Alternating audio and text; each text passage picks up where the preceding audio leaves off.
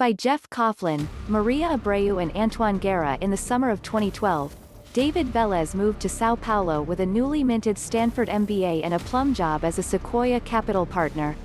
Douglas Leone, the head of Sequoia, had recruited the then 30-year-old Colombian to stake the venture capital powerhouse's claim in Brazil, a youthful, resource-rich country of 200 million that had grown 4% a year for a decade to become the world's seventh-largest economy. But on October 1st, Leone called Vélez with bad news.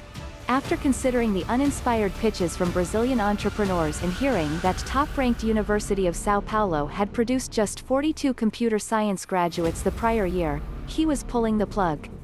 Sequoia's Brazilian adventure was over. It was the day before my birthday and it was a bit of a shock, Vélez admits.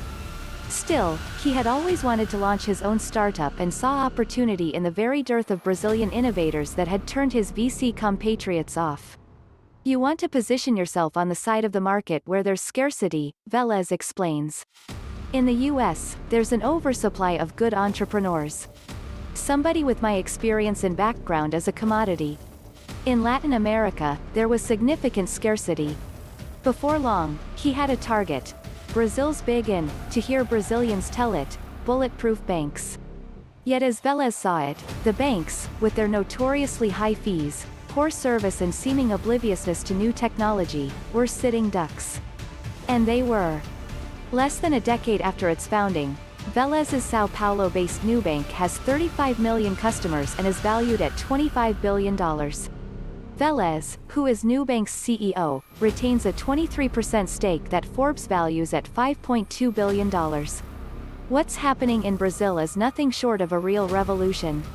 And it's waking up the incumbent banks, who have had the going really easy for a long time, says Nigel Morris, the co-founder of Capital One and a Nubank investor. David is going to build a $100 billion-plus financial powerhouse in Latin America, predicts TCV partner Woody Marshall, another one of the investors who have poured a total of $1.2 billion into Nubank. Among the billionaire-backed firms betting on Vélez, Yuri Milner's DST Global, Peter Thiel's Founders Fund, Chase Coleman's Tiger Global, and yes, Leone and Sequoia.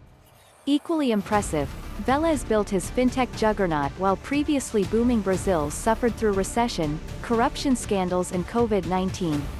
And he did so despite warnings from Brazilians that the banking establishment would block him, or worse. They're going to kill you, Vélez says one friend told him. They're going to kidnap your kids. Growing up, Vélez saw how entrepreneurs persevere through adversity. Born in Colombia in 1981 into a family of small business folk, his father's 11 siblings are mostly entrepreneurs. He watched as his hometown of Medellin was ravaged by drug wars.